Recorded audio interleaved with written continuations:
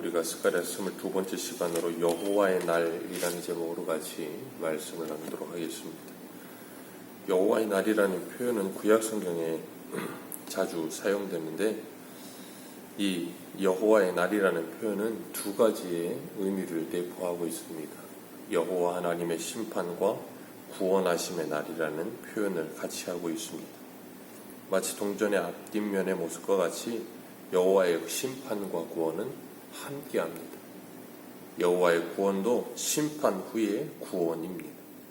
그렇기 때문에 우리 개인의 구원도 하나님께서 우리를 구원하실 때, 하나님의 구원하심의 은혜가 우리에게 무엇인지 분명하게 알려지면 우리는 분명히 우리의 죄를 탄식하며 애통하며 회개하게 되는 그런 역사가 있게 되는 것입니다. 그리고 하나님께로부터 오는 그 놀라운 은혜를 누리게 되는 것입니다. 그런데 이스라엘 백성들은 그 여호와의 날에 대한 막연한 기대감이 있었어요. 왜 그런가 하면 자신들은 하나님의 택함을 받은 선민이다 하는 그 선민의식이 그들의 이 내면에 저변에 깔려 있었기 때문에 그들의 삶이 어떻든, 그들의 이 생각과 어떤 신앙이 어떻든 간에 그들은 막연히 여호와의 날에 대한 이 선망함이 있었어요. 왜냐하면 그날이면 뭔가 다 알아서 해결이 되겠지 하는 그런 어떤 이상한 생각들이 그들에게 있었던 것 같아요. 그래서 그들은 여호와의 날이 임하면 하나님께서 이 성경에 예언하신, 구약 성경에 예언하신 메시아가 나타나서 우리들을 구원할 것이고 모든 열방을 심판하실 것이다 라는 그런 생각을 가지고 있었던 거예요. 그런데 하나님께서 그 여호와의 날에 대해서 말씀하시기를 아모스서 5장 18절에 이런 말씀하세요. 화 있을진저 여호와의 날을 사모하는 자여, 너희가 어찌하여 여호와의 날을 사모하느냐? 그날은 어두움이요 빛이 아니라 그러셨어요. 어두움이요 빛이 아니라 그렇게 말씀하시면서 그들을 책망하시는데, 오늘 본문 1절에도 여호와의 날이 이르리라 그러시면서 그날에 내 재물이 약탈되어 내 가운데서 나누이리라 그러셨습니다. 재물이 약탈을 당하고 이방 나라들이 모여 예루살렘과 싸우게 되리니 성이 함락되고 성읍이 함락되며, 그리고 그 가옥이 약탈되고 부녀가 욕을 당하며 성읍의 백성의 절반이 사로잡혀 가리니 남은 백성은 성읍에서 끊어지지 아니하리라 그러셨어요. 그 여호와의 날이 이르면 하나님께서 이방의 모든 나라들을 통하여서 이 예루살렘이 완전히 무너지고 다 약탈되며 함락되게 될 것이다 그렇게 말씀하세요. 그러는 가운데 절반은 잡혀가고 그 남은 백성은 성읍에 남아있게 될 것이다 그렇게 말씀하십니다. 그리고 이 남유다가 멸망을 당할 때, 바벨론에 의해서 멸망을 당할 때 남유다에 있는 모든 사람들이 다 잡혀가고 거의 빈민들이 거기 남겨지죠. 빈민들이 거기 남겨져서 그들에게 그 땅을 지키게 하시는데, 그런 것처럼 하나님께서 그렇게 이 예루살렘을 심판하세요. 여호와의 날에. 그 심판하시는 이유는 우리가 에스겔에서도 잘 봤었지만 아모스서에 이렇게 말씀하세요. 아모스서 5장 11절에서 12절에 너희가 힘없는 자를 밟고 그에게 미래 부당한 세를 거두었은즉 너희가 비록 다듬은 돌로 집을 건축하였으나 거기 거주하지 못할 것이요 아름다운 포도원을 가꾸었으나 그 포도주를 마시지 못하리라. 너희의 허물이 많고 죄악이 무거움을 내가 아노라. 너희는 의인을 학대하며 뇌물을 받고 성문에 관하는 자를 억울하게 하는 자로다. 아멘. 하나님께서 이 이스라엘 백성들을 심판하시는 이유는 그들이 힘없는 자를 밟고 미래 부당한 세를 거두며 다듬은 돌로 집을 건축하여서 의리의리한 집을 만들었지만 거기 거주하지 못하며 포도원을 만들어도 그 포도주를 마시지 못하게 하시겠다. 의인을 학대하며 뇌물을 받으며 온갖 악행을 행하였다. 주일 오전에 야고보서 5장의 말씀처럼 온갖 부정부패로 이 부를 축적한 그들을 하나님이 심판하시는 것처럼 이스라엘 백성들이 딱 그런 모습이었던 거예요. 그런 모습 자체로 하나님이 심판하시는 것이 아니라 그들이 그런 모습이 되게 된 이유는 뭐냐면 그들이 하나님을 떠났기 때문이에요. 하나님을 떠나 하나님의 사랑과 은혜를 받던 모습들을 다 잊어버렸고, 그렇기 때문에 그들의 마음속에는 하나님의 마음이 없고 긍휼의 마음도 없으며 이웃을 긍휼히 여기며 이웃을 사랑하는 마음이 없는 거예요. 그런 상태에 있는 사람들이 살게 되는 일이 다 이런 모습이라는 거예요. 그렇기 때문에 하나님께서 그들을 심판하시는 거예요. 그들이 뭐 도덕적, 윤리적으로 악행을 하기 때문에 그것이 아니에요. 그보다 먼저 근본적인 문제인 거예요. 하나님께서 그들의 그 악행을 고발하시며 그들을 심판하시는 거예요. 하나님을 떠났음을. 그래서 아모스 5장 14절 15절에 보면 너희는 살려면 선을 구하고 악을 구하지 말지어다.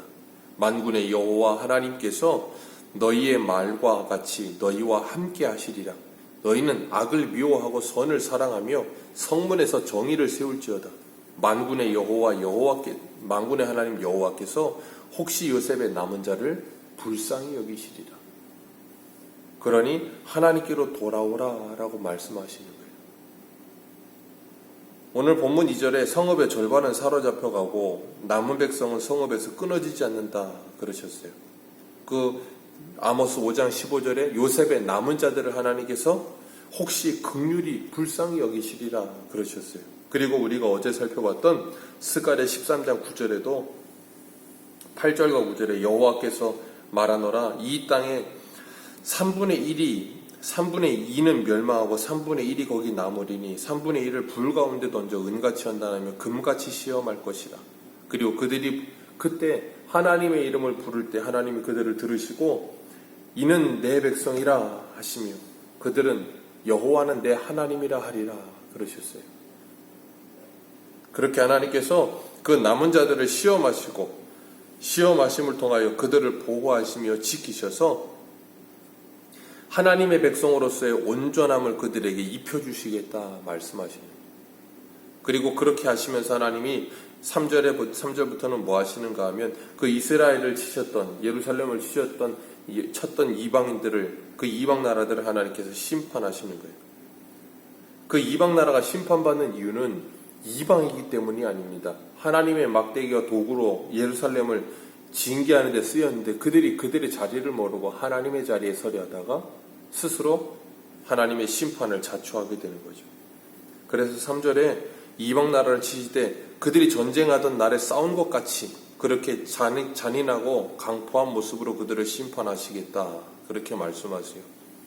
그리고 4절과 5절에 그날에는 여호와의 날에는 그의 발이 예루살렘 앞 곧 동쪽 감람산에 서실 것이다 그렇게 말씀하세요.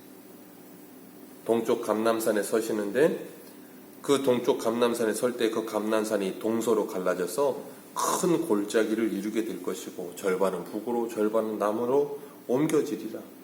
그리고 그 골짜기는 아셀까지 이루어질 것인데 그 골짜기를 도망하는데 사람들이 어떻게 도망하냐면 우시야 왕 때 큰 지진이 있었거든요. 그 지진이 있을 때 도망하던 것처럼 그렇게 정신없이 도망하게 될 것이라 그러셨어요. 그리고 그때 나의 하나님 여호와께서 임하실 것이라. 임하실 때 거룩한 자들이 주와 함께 주님의 재림의 그 날에 그런 일이 있을 것이다 라고 말씀하시는 거예요. 그리고 그 날에는 빛도 없겠고 광명한 것들이 떠날 것이라 그러셨어요. 요엘서 3장 14절에서 16절에 보면 이렇게 말씀하세요. 사람이 많으며 심판의 골짜기에 사람이 많으며 심판의 골짜기에 여호와의 날이 가까우미로다. 해와 달이 캄캄하며 별들이 그 빛을 거두도다. 여호와께서 시온에서 부르짖고 예루살렘에서 그 목소리를 내시리니 하늘과 땅에 진동하리로다. 그러나 여호와께서 그의 백성의 피난처 이스라엘 자손의 산성이 되시리로다. 아멘. 그렇게 하나님의 날에 빛도 없고 별도 없고 다 캄캄해지는 것 같은 그런 상황에 진동이 일어나고 다 두려워 떨며 무서워하는데 여호와께서 그 백성, 자기 백성의 피난처와 그리고 산성이 되어주시겠다는 거예요. 그러니까 하나님의 백성들은 하나님께서 뭐 하신다는 거예요? 지키신다는 거예요.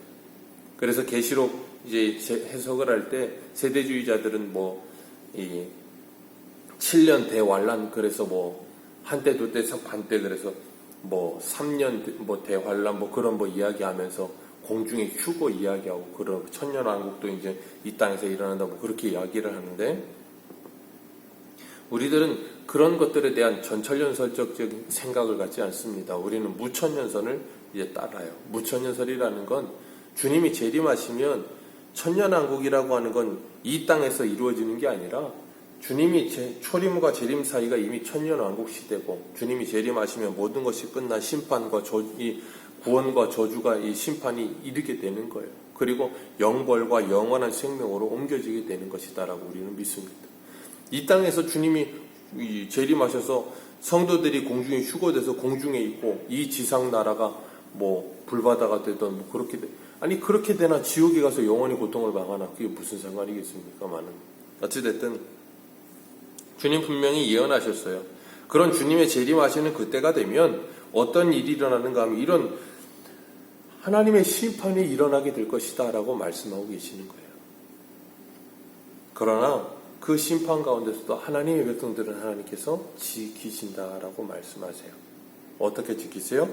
우리들의 영혼을 지켜주시는 거예요. 마치 출애굽 때 애굽 전체에 하나님의 심판이 있지만 고센 땅 이스라엘 백성들이 있는 그곳은 안전했던 것처럼 하나님께서 그들을 지키시는 거예요. 그리고 7절에 보면 오늘 보면 7절 같이 한번 읽습니다. 시작. 여호와께서 아시는 한 날이 있으리니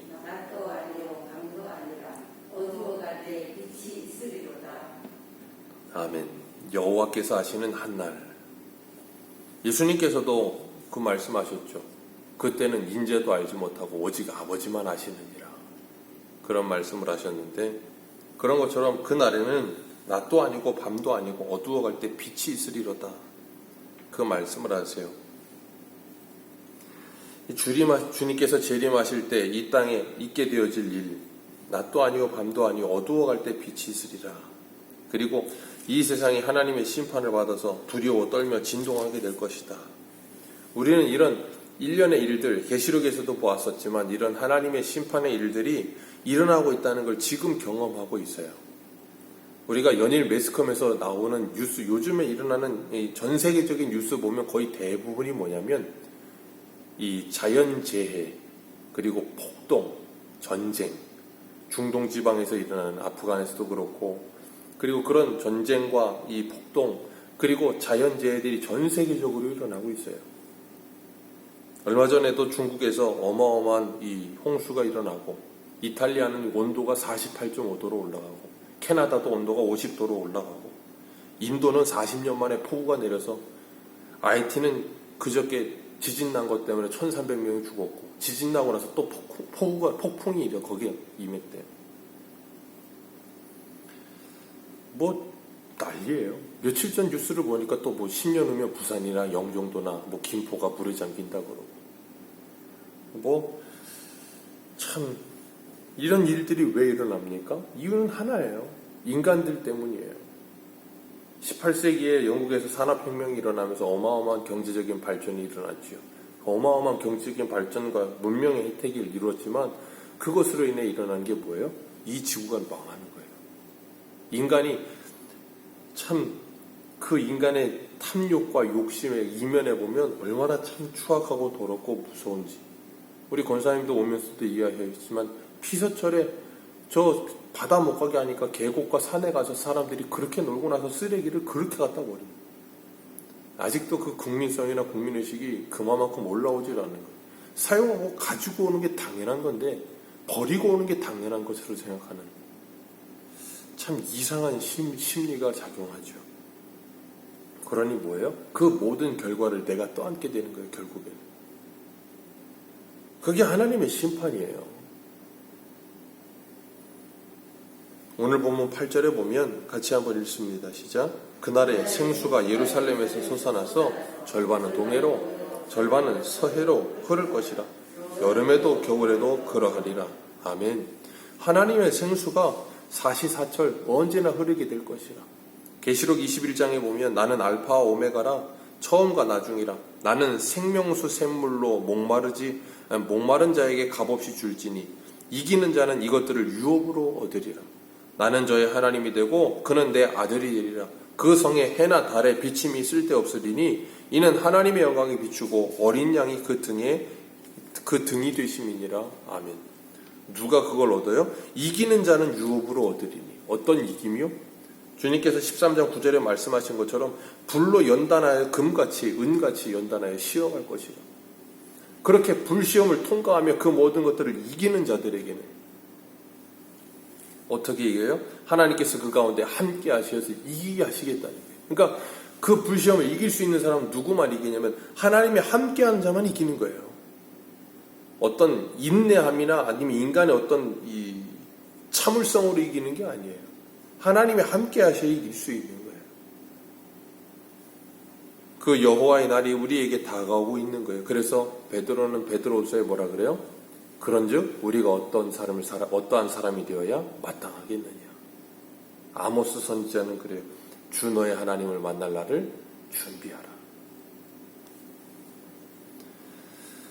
우리가 이 성령을 받아 생수를 맛보며 이 주님께서 주신 이 생수를 맛보며 사는 하나님의 사람들은 그 주님 오실 날을 고대하며 준비하며 사는 겁니다. 이스라엘 백성들처럼 막연하게 여호와의 날에 대한 막연한 생각과 함께 일상에서는 하나님의 사람과 전혀 다른 세상 사람보다 더한 삶을 살면서 여호와의 날을 기다리면 그들은 심판을 받지 구원을 받지 않아요.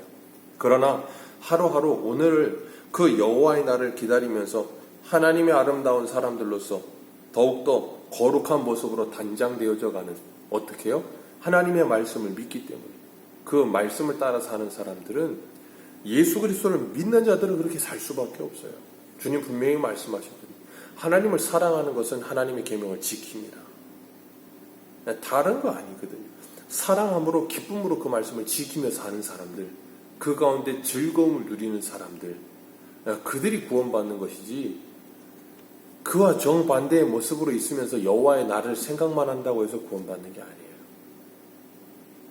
우리가 정말 진짜 예수 믿음이 무엇인지 그 하나님의 말씀을 따라 살아가면서 주님의 영광을 위해 살게 되는 모습 속에서 주님의 날을 기다리며 아름답게 단장되어져 가는 우리 모두 되시기를 주님의 이름으로 축복합니다. 기도하겠습니다. 하나님 아버지 감사합니다. 오늘도 저희들에게 복된 하루 주시고 이 하루를 시작하면서 주님의 말씀을 듣게 하시니 감사합니다. 아버지 하나님, 여호와의 날을 기다리는 자들, 그들에게 그 날이 어떠한 날로 다가오게 될지 우리에게 분명히 가르쳐 주셨습니다. 이 하나님의 말씀이 우리에게 진정으로 들려진다면 그 여호와의 날을 준비하며 오늘을 사는 성도가 될 줄로 믿습니다. 우리의 귀를 열어주시고 우리의 마음을 열어주시어서 그 하나님의 생수를 맛보며 사는 은혜 넘치게 해 주옵소서. 예수 그리스도를 믿는 자 그 배에서 생수가 솟아나리라 하셨습니다. 아버지, 성령으로 말미암아 날마다 성령의 충만함을 받으며 그 기쁨 속에, 그 즐거움 속에 그 말씀을 누리며 사는 복이 있게 해 주옵소서. 거룩하신 주님 예수님의 이름으로 기도하옵나이다. 아멘.